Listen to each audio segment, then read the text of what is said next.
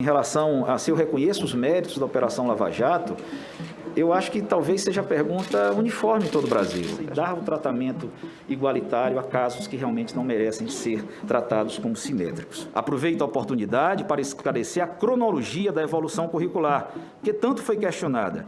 Creio que em razão da incompreensão das regras educacionais europeias.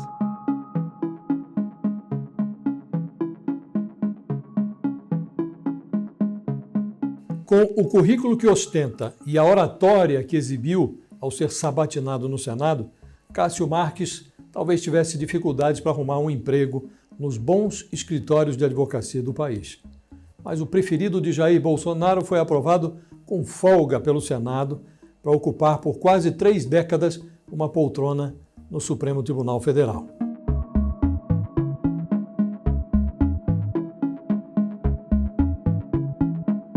Avalizado pelo Senado com o apoio pós-ideológico e suprapartidário dos parlamentares que trazem a corda no pescoço, Cássio se absteve de falar de forca quando foi questionado sobre a Lava Jato. Correções podem ser feitas, disse o substituto de Celso de Mello, num prenúncio do que está por vir. Em relação à segunda pergunta, em relação a se eu reconheço os méritos da Operação Lava Jato, eu acho que talvez seja a pergunta uniforme em todo o Brasil. Acho que não há um brasileiro, um membro do Ministério Público, um magistrado, que não reconheça os méritos de qualquer operação no Brasil. Essas operações, elas são legitimadas porque ela tem a participação, inicialmente, do Ministério Público, do Poder Judiciário e depois da Polícia Judiciária dando cumprimento. Então, não há o que se falar em demérito a nenhuma operação que é fruto de uma construção de 3 pilares. O que acontece, pode acontecer em qualquer operação, em qualquer decisão, em qualquer esfera, se houver um determinado ato ou conduta, seja da autoridade policial, seja de algum membro do Ministério Público, ou seja de algum membro do Poder Judiciário, essas correções podem ser feitas. Nada é imutável. Então, tentando responder a pergunta de Vossa Excelência, eu pessoalmente não tenho nada contra nenhuma operação que eu tenha notícia no Brasil, principalmente quando ela é conformada com esses elementos, né? Participação do Ministério Público, do Poder Judiciário e das polícias judiciárias, seja ela estadual ou federal. Agora, ressalvando, e eu não conheço no caso concreto, absolutamente, a competência do Poder Judiciário, que é movimentada também, por vezes, pelo próprio Ministério Público ou pelo advogado das partes, para promover os ajustes que se façam necessários se, numa eventualidade, pontualmente houver o descumprimento da lei e da Constituição.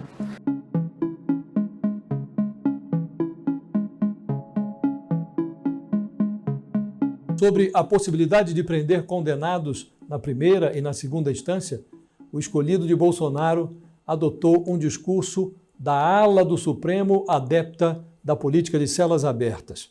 Enquanto o Congresso não modifica a Constituição, os condenados podem recorrer em liberdade. Ele sugeriu aos congressistas que, na improvável hipótese de decidirem apertar o parafuso, aliviem a barra de condenados com bons antecedentes. Faltou definir o que seriam bons antecedentes no pedaço da política que se converteu no outro ramo do crime organizado. Se de um lado nós temos um criminoso habitual, um traficante, alguém que tenha por profissão delinquir, e em um outro fato nós temos um cidadão brasileiro, pai de família, empregado, tem residência fixa, sem absolutamente nenhum antecedente criminal, mas que por um infortúnio ele se envolveu em uma briga num bar próximo à sua casa e tenha cometido uma lesão corporal de natureza grave. Naquela condenação em segunda instância, se não dermos ao Poder Judiciário a possibilidade de fundamentar uma decisão de recolhimento, nós iríamos aplicar, em sede desse automatismo, o recolhimento de ambas as pessoas.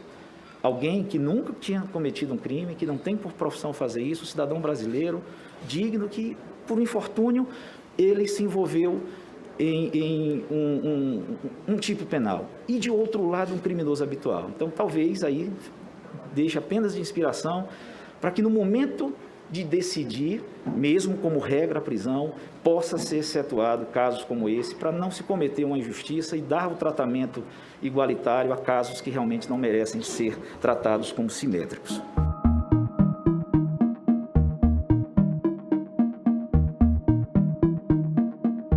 Em relação às inconsistências do seu currículo, Cássio Marques disse coisas definitivas sem definir muito bem as coisas.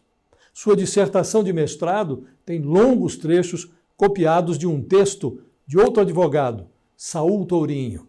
O novo ministro do Supremo alega que trocou ideias com o amigo. O diabo é que desse intercâmbio de ideias resultou o aproveitamento até dos erros de português. Sobre outras incongruências, como a suposta obtenção de pós-doutorados antes do doutorado, a mais nova toga suprema empilhou frases e datas para que os senadores tirassem as suas próprias confusões. O material é digno de uma CPI, não da biografia de um membro da mais alta corte do país. Somente a partir do ingresso na magistratura, me dediquei ao aperfeiçoamento acadêmico. Em 2015, concluí o mestrado em Direito na Universidade Autônoma de Lisboa. Aproveito a oportunidade para esclarecer a cronologia da evolução curricular, que tanto foi questionada. Creio que em razão da incompreensão das regras educacionais europeias. No ano de 2016, iniciei, após aprovação em processo seletivo, o doutorado em Direito na Universidade Pública de Salamanca, na Espanha. No ano de 2017, na condição de doutorando em Direito e em conformidade com as regras espanholas e o edital da própria universidade, iniciei o pós-doutorado também na Universidade de Salamanca. Submeti-me às aulas presenciais em julho de 2017 em Salamanca. E após um ano de pesquisa, em julho de 2018, defendi a tese presencialmente na Universidade de Salamanca. Como nesta data ainda não havia concluído o doutorado, a expedição do certificado foi diferida para após a apresentação do título. Ainda no ano de 2017, também na condição de doutorando, iniciei o pós-doutorado na Universidade de Messina, na Itália. As aulas foram em Belo Horizonte, organizadas pelo Instituto Universitário, atualmente IES. A defesa da tese foi feita presencialmente na Universidade de Messina, no dia 18 de outubro de 2018. Da mesma forma que ocorrera no pós-doutorado na Universidade de Salamanca, como nesta data ainda não havia concluído o doutorado, a expedição do certificado foi diferida para após a apresentação do título. Em 25 de setembro deste ano, fui aprovado como doutor em Direito pela Universidade de Salamanca, Espanha, ocasião que obtive a nota máxima sobresaliente e posterior menção cum laude, só deferida àqueles que obtêm a aludida nota máxima à unanimidade do júri. Munido da ata e da menção cum laude, com certificação de pontuação 30 pontos dos 30 possíveis, encaminhei incontinente solicitação da expedição de ambos os certificados para os coordenadores dos pós-doutorados nas universidades de Salamanca e Messina, que aguardavam o título desde o ano de 2018. O Instituto Brasileiro, conveniado para este fito da Universidade de Messina no Brasil, expediu declaração de conclusão do curso e a própria Universidade de Messina expediu o certificado de conclusão do pós-doutorado e encaminhou ao Instituto Brasileiro uma cópia digitalizada. A Universidade de Salamanca me enviou um e-mail confirmando que o certificado já estava em tramitação para sua expedição.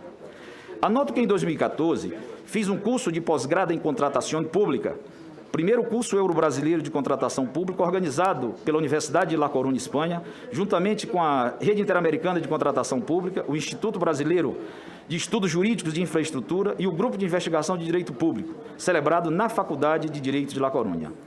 A expressão foi inserida com fidelidade e na forma exata como constou da programação do curso na Espanha. Não há menção no meu currículo sobre pós-graduação alguma na Espanha. Em algumas comunidades autônomas da Espanha, qualquer curso realizado após a graduação pode receber a denominação pós-grado e não guardar nenhuma similitude com o que a expressão pós-graduação significa no Brasil. Registro por oportuno que todos os cursos de mestrado, doutorado e pós-doutorado foram realizados nos períodos das minhas férias, não tendo solicitado ao tribunal nenhuma licença ou afastamento. Vale dizer ainda que jamais proferi nenhuma palestra remunerada e, após essas titulações, não exerci o magistério, ou seja, não auferi nenhum ganho profissional com essas titulações que não fosse o aperfeiçoamento da jurisdição. Qual